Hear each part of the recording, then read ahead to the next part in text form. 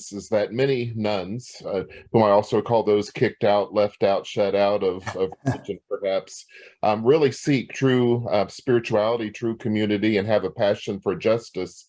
So, what is your advice or your concern or caution for churches that are progressive and do work for justice and denominations as well too? Yes, thanks very much, Paul. So I'll just make one connection to the book, Paul, and then just respond to your question. But I mentioned that one of the chapters is about think in terms of stages. I call that include and transcend. And one of the things that seems to be happening is more and more people. I offer a very simple 4-stage framework of faith development. Those of you who are familiar with Richard Rohr's first half of life, second half of life, and then Richard talks about a transition zone in between. So you end up with 3 stages: order, disorder, reorder. Those would be very similar to the 4 stages I'm talking about. His first stage, order, I break into 2 stages: simplicity and complexity. And then stage 3, perplexity. And then stage 4, harmony. And what's happened, I don't think this always will happen. I think this is very contextual to our current culture. But there's a combination of our politics, our economics, and our religion that have, in a certain sense, spiritually formed many generations of people, especially in dominant culture in the West, who, when they think about morality, they only think about personal morality. And very often they only think about sex. And part of, I think, what's happening is that people are realizing that once you grow beyond that very simplistic kind of morality that's only focused on personal morality, you move into stages 2 and 3, and you start paying attention to what we might call social and ecological morality. And the word for social morality is social justice and ecological justice. And so I think what's happening is reality is telling us that you can have sex only with certain, one person or one kind of person or whatever else, and you can still be a racist, or you can still be careless about the earth, or you can still exploit people. And so what's happening is we're having to see that morality has personal and social dimensions. Now, what happens to some other people is they only care about social justice and they stop talking much about personal justice. And I think part of what's happening in our world right now is we're realizing that's not sufficient either. In other words, whether you tell lies or tell the truth, whether you care about facts or you're happy to just, go into conspiracy theories, suddenly these personal issues of personal integrity and morality are becoming really, really important again.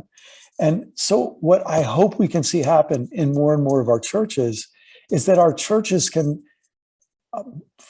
by the way, I think this has to begin with children, but it has implications through all of life, that we say our job as a faith community is to help you in your personal integrity and your social integrity. It's very interesting. I don't know how many Methodists we have on the call, but the Wesleys, John Wesley, talked about personal holiness and social holiness. And I love that word holiness because it suggests something that's beautiful and right and God honoring and sacred and holy. And so here on the personal level, telling the truth, keeping your promises, having personal integrity, and treating your workers fairly, and caring about the earth, and opposing racism and bigotry, and showing respect to the outcast and the outsider, and seeing their human dignity, that this is all one piece of a beautiful, holistic morality. And the irony is that very often the people who've been only obsessed with personal morality, they think it's less moral to care about social morality. And they don't realize that now their children and grandchildren look at them and just think, you think you're so moral, but your morality looks very paper thin, and it doesn't have the beauty of holiness that Wesley talked about. So I hope that helps, Paul. It's a great question. Absolutely, thank you. Thanks. All right, it looks like Chris has a question. Chris Cameron, let me spotlight you. And you have to go off a minute, Chris. Right. Okay. Hi, Brian. Hey, Chris. Thank you for presenting this morning. I'm part through of Illuman Councils, Yes. Illuman, a small men's spiritual group that I meet with in a book group. But I was struck this Sunday at our church, Methodist Church, Reconciling Church, that the pastor, and this was our sort of come back together weekend, stressed the need to pray together, to be together. And how do you find, do you find yourself as part of a local church, or the need to be part of something that's just not yourself? I wondered if you could address that. Yeah, I'm really glad you bring that up, Chris. And I should say, if you hear me coughing, I'm just getting over COVID. So, and that, I just started, so. Okay, my heart goes out to you.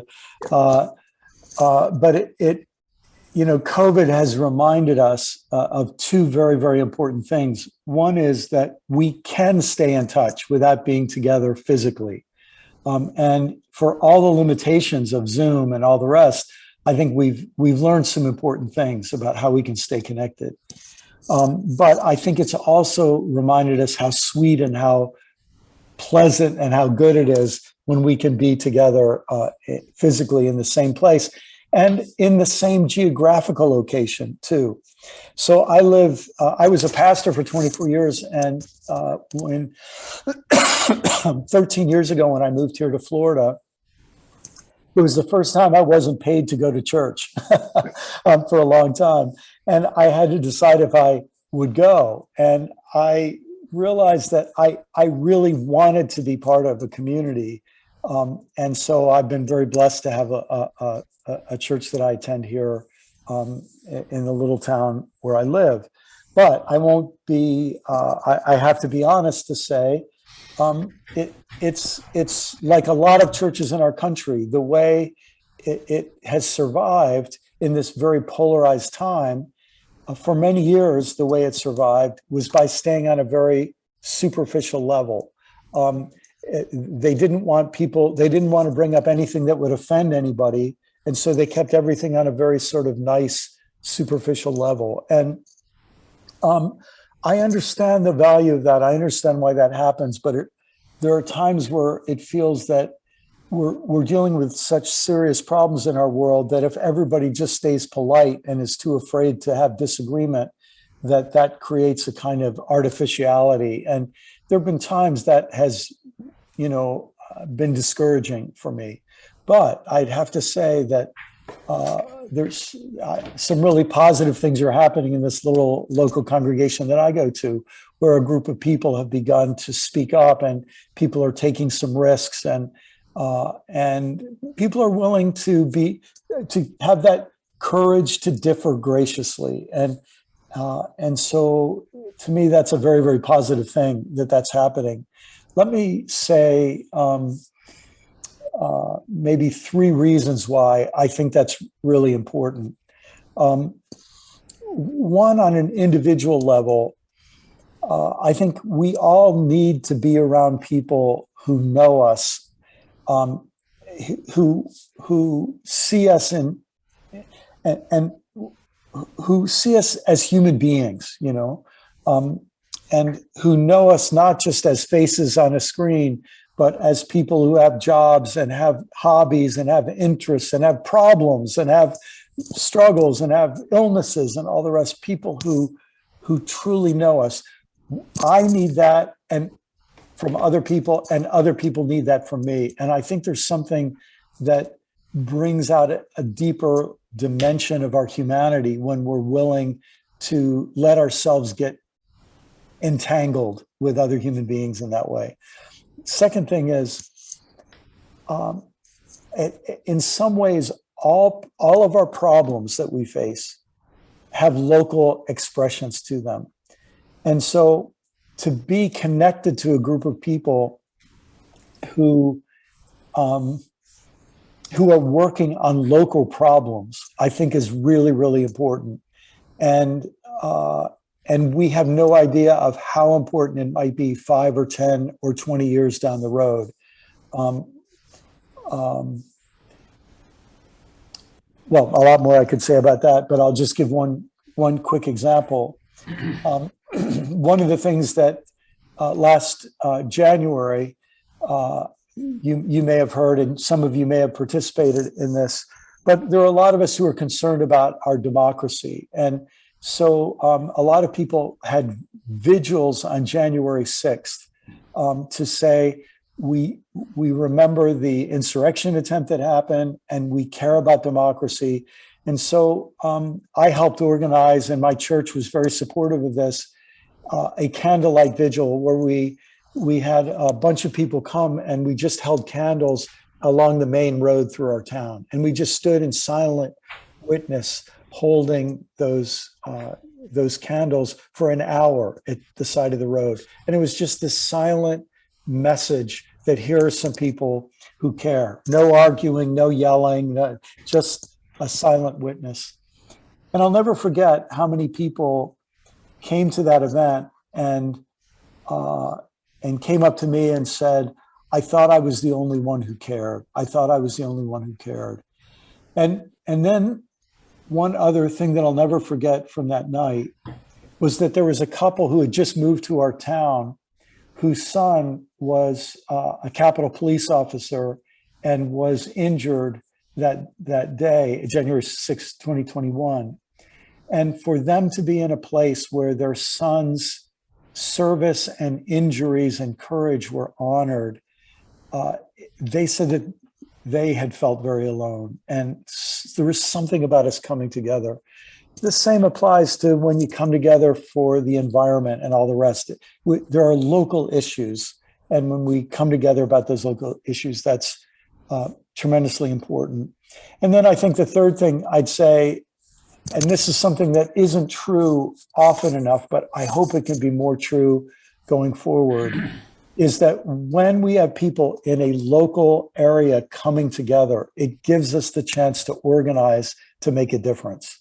And my dream would be that kind of organizing would be a lot more normative as we go forward. I live in a place where it's hurricane season, and the time where we really see it is when a tropical storm or a hurricane comes through, where suddenly you need people to mobilize and be there to help that person who's stuck in their home and be there to help that person who needs to get to the hospital. And that kind of local organizing is tremendously important, and I think will become more important as we move forward. So I hope that helps, Chris. Yes, thanks, Brian. Super important question. Thanks for raising it. Yeah, thanks, Brian. And next, is it Glaister? Is that how you pronounce that? I'll add the spotlight. Yeah. Thank you. Yeah, thanks so much for sharing, Brian. My question is about if you chose to stay, question, from your experience, how do you stay and fight for and push for change without losing your own compassion, your sense of self, your peace, your joy? Yes. Because I think when I observe people who have been in Christianity longer than me and who have been fighting, I don't know, there is this deep woundedness to them that feels unredemptive, in the sense that it just doesn't seem to get better, and there is this hopelessness and cynicism. Yes. Not very inspiring, and it's kind of and you're like, what are you getting yourself into? Like, maybe I should be leaving. Why am am I foolish for staying if this is the trajectory? Yes. So have you found, what are some of the ways that people can stay but still stay connected? And oh my. I want to say her name correctly. Glaister, is that right? Yep, that's right. Great. Well, Glaister, first, it's an insightful and important question. Super insightful and super important. The German philosopher Nietzsche said, "Beware when fighting the monster, lest you become the monster." And we've seen this happen so often that people get in a fight and they feel they're fighting something that's really wrong, but in the process, they lose something in their own soul. And they become, just as you say, they could become bitter, they could become cynical, they could become oppositional, hostile, and hateful even, right? And so, and I think this is an occupational hazard that we have to face. And this is why when we were talking before about the personal morality and the social morality, I can get so obsessed with how someone is socially wrong or theologically wrong or whatever, right? That I'm fighting that battle and I'm not realizing how I'm becoming personally embittered or personally vicious or personally nasty or whatever it is. And so this sense, well, there's a proverb in the Hebrew scriptures that says, "Guard your heart well, for from it flow the springs of life." And so this sense that in the middle of the struggle, we have to keep paying attention to our own heart. I think that's really, really important. And as your question, how can we do this? Let me just say two or three things, Glaister. One is, I think sometimes if we find that we're in a setting where us speaking our truth and ourselves having the courage to differ graciously means that we're no longer wanted there. I think there comes a time sometimes where that becomes a message to us. I might want to stay Christian, but I'm not going to be able to do it in this congregation or in this denomination. And I think there's a process that we all have to go through in figuring that out. What I always encourage people to do is that I encourage people, when they start to feel that might be the case, that they pay the leader of the congregation or the leaders the honor of sharing their concern with them, to say, listen, it's important for you to know, I care about this, I care about this, I care about this. And I think our congregation is not on the right side of this. And I'm willing to stay and help bring about change. But I need to know, would you just rather me leave? Would you rather me not be here? Because if I'm not wanted, it will affect how long I can stay and how I'll stay. And I think that's better than just sneaking out the back door, because that way the leader has to then say, would I rather this person leave? And I think they'll understand that it's because sometimes the leader will say, no, please, I want you to stay because I think you're right, but I can't fight this alone and I need you in this as well. So that's the first thing I'd say is we'll have to make assessments about this particular congregation sometimes, or this denomination. Second thing I think is, remember how Jesus said, wherever two or three of you gather together in my name, there I am with you. And I think very often what will really help us stay with a sweet spirit is to find two or three kindred spirits and who have the sense that we're in this together. And I'm not the only one fighting the battle. I'm in this with a couple of brothers and sisters and so on. So I think that really can make a big difference. And then maybe the third thing I would say is that sometimes if we can find ways to be open about the ways that we differ, we don't need to demand that other people agree with us, but we do need the freedom to speak our own truth. And so very often what that just means is for people to be able to come up with a little short stump speech that might say something like this: I'm part of this congregation. I love this congregation. I love the people in the congregation. It breaks my heart the way we respond to X. And I hope that will improve. But I still love everybody here. And I'm trying to live with that sorrow.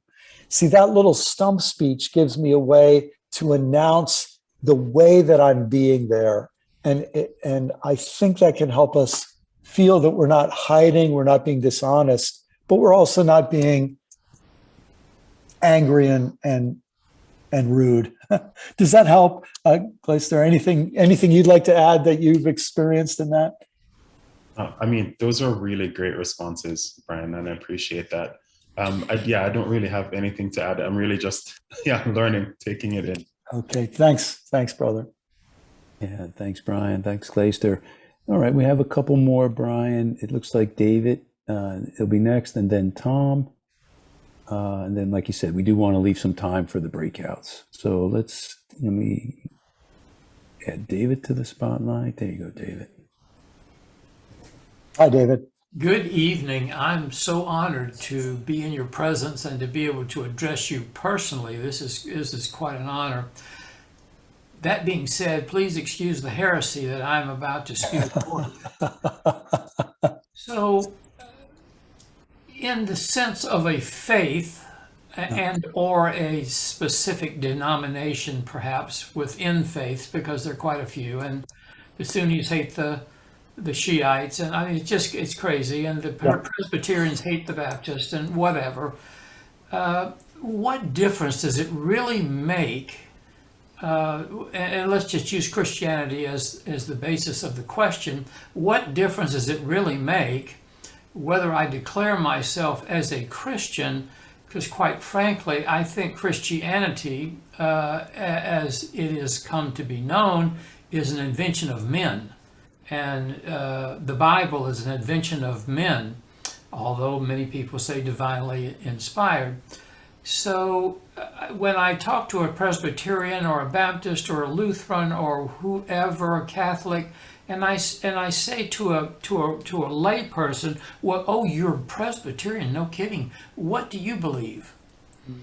And if that's not a clergy, they can't answer that, because there is no difference of any great consequence. So what difference does it all make how I self-identify, as long as I find a congregation or whatever it might be that seems to speak to me? Yeah. Well, first of all, David, I think what you're saying, it helps explain why the third largest group of religious group in the world right now is unaffiliated, because they haven't found a good answer to that question. But maybe I could offer so I don't disagree with you at all, but maybe I could offer two observations. The first is that I'm not sure, right now, everyone's paying attention to what's going on in the UK with the death of the Queen. You might say, what difference does it make to be English? What difference does it make to be Scottish or Welsh or Northern Irish? What difference does it make to be Dutch or German or Spanish or Mexican or Brazilian or whatever? And I think at some point we'd say all of these in some ways are accidents of birth. You happen to be born somewhere. But that accident of birth then ends up with significance. Because, for example, if you accidentally were born in Brazil, your citizenship in Brazil means that you are a custodian of the largest rainforest in the world. So if you happen to be someone with a Brazilian passport and ability to vote in Brazil, the well-being of every other person in the world depends in some ways how you exert your identity as a Brazilian. And so in a certain sense, all of these different identities, religious, political, nationals, cultural, and so on, they're accidents of birth, but they end up having significance. And then one additional thought on that significance. There was a brilliant Christian theologian named Walter Wink. Some of you may have heard of Walter Wink. And Walter Wink had a word for these social constructions. of nationality, race, political identity, religious identity. He believed this is what the Apostle Paul was referring to in the New Testament when he used the term principalities and powers. Principalities and powers meaning they have power, they have privilege, they have you combine all these people under the term Presbyterian, and they can do good and they can do harm, right? And here's what he said: the powers are fallen, meaning none of them are perfect and they can all do a lot of harm. But the powers can be redeemed. In other words, these things that sometimes get sick on us can be healed too. And maybe a smaller example. Some years ago, I got very, very sick. I got 2 tick-borne diseases and I almost died in 2010. And I went to a nearby hospital. It was a disaster. The doctors were, there was all kinds of strife in the hospital. I had the worst medical care I've ever had. It was terrible. And it was no secret that this hospital, in a certain sense, was that it was sick, in terms of its institutional structure. Well, what's happened in the last 12 years is it's under new management. They've had to retrain, lost some staff, gained some new staff. And if you went to that hospital today, it's much, much healthier, much better off. So you could say that any group can be like that its spirit gets sick or its spirit can get healthier again. And I would say that that's one of the places where we all work out our struggles, is in these different social groups that we belong to try to help them become more humane and more well and do more good in the world. So I hope that helps. But you're right. Those identities and labels can be a waste of time and energy, but they can also be an investment. I hope that makes sense. Yeah, we're pack animals. We want to be a member of a pack. Yes. And we're driven and pulled to that, but frequently, does it matter? So thank you very much. That's a great answer. Thank you, David. I appreciate the question. Yeah. All right. And Tom will be next. You just have to go off of mute, Tom. Hey, Tom. And I think this is our last question. Is that right, Anthony? And then we'll be going to our groups. Yeah, we can go into Thank you, Anthony, and thank you, Brian. I'm really yearning for a much longer discussion with you. 3 quick things. I was fortunate to go to the Holy Land the end of June and July, and I found myself afterward struggling with a sense of cynicism about religion, because I see the history of religion in the Holy Land. One religion comes in, conquers, oppresses, and is replaced 200 years later, and that is replaced 200 years later.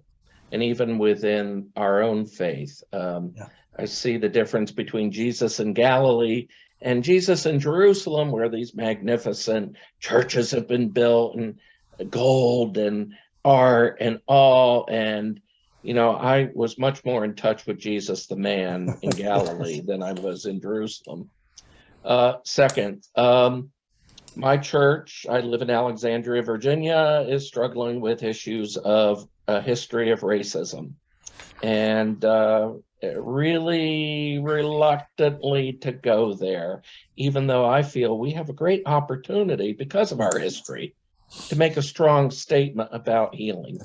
Third thing, I have a sister who's a Methodist, who belongs to a very conservative congregation, who's decided now is the time to step out and assert their anti-LGBT stance, which has put my sister in a real bind because she has a gay brother. It's very hurtful. Yes. So I see what Christianity can do, has done for generations. Yep. On the bright side, I'm a grateful member of Al-Anon, a 12-step recovery group. We don't talk about religion, we talk about higher power. And I find much more spiritual growth without that dogma Yes. being on the table. Now, the one shortcoming is we preclude a discussion of religion. So it's often that I would like to say, well, Jesus said this about that, you Yeah. know. Yeah. And I have I have a friend who no longer calls herself a Christian. Yeah. She calls herself a follower of Jesus because she Yeah. feels the two have become so distinct. Yeah. So I wanted two questions. One is, how do we transcend the dogmatic Yes. differences? And secondly, aren't small groups, it seems when large groups of people get together, this identity takes over, Yeah. that then precludes other groups. Yes. Aren't smaller groups of faith more effective? Yeah. Yeah. Okay. Well, first, Tom, those are really fascinating insights, and thanks for sharing all of them. And I suppose the main thing I want to say is those are exactly the kind of reflections that I think more and more of us have to have, and those are the kind of struggles that you've named many of the kind of struggles that are going on in our world right now. Let me just take that last question about small groups and your experience in 12-step recovery community. To me, one of the brilliant things about the whole world of recovery is that you can have a very small group, a meeting that's every Thursday morning at 7 a.m, and there's 6 people who show up, and they are doing important work to help people week by week. It's super important. But the fact that that group of 6 is part of this international group of fellowships of groups like this, you have both the strength of the small group and, in a certain sense, the freedom and the mobility and all of the traveling light that goes with that. And you have the ability to disseminate a message of healing around the world. And I think this is one of the things that I think in the Christian faith is having to be rediscovered. And I personally believe that an awful lot of the lessons that our institutional religious communities have to learn right now, they could begin by learning from the 12-step world. It would be a whole lot of really important breakthroughs that would happen for them. And your comment about dogma, what's so interesting is that the work of recovery is a life and death matter. And so what we end up focusing on is matters of life and death. And we don't have time to have silly arguments about theoretical stuff when people's lives are in the balance. And I think we're moving into a time where this is true, not just in relation to recovery. It's true in relation to the planet. It's true in relation to poverty and the accumulation of wealth and power in a very few people's hands. And it's true in relation to war and weapons and peace. And so suddenly we realize we don't have time to have, we've got to focus on the issues that are matters of survival. And of course, this is, I think, what you sense in the urgency of Jesus' life. That is one of the things we have to recover now. So thank you. You've given us a lot to think about there. I appreciate all of it. I think maybe this is a good point for me to just thank everybody for the great questions. And hopefully now we'll have some good time for interaction in these small groups. Yes. Thank you, Brian. And thank you for being here. I can tell you're recovering and you're on the upswing. So I know what you're feeling like. And I appreciate you not taking the time to be here tonight. You could have easily said you weren't feeling well, I'm sure. So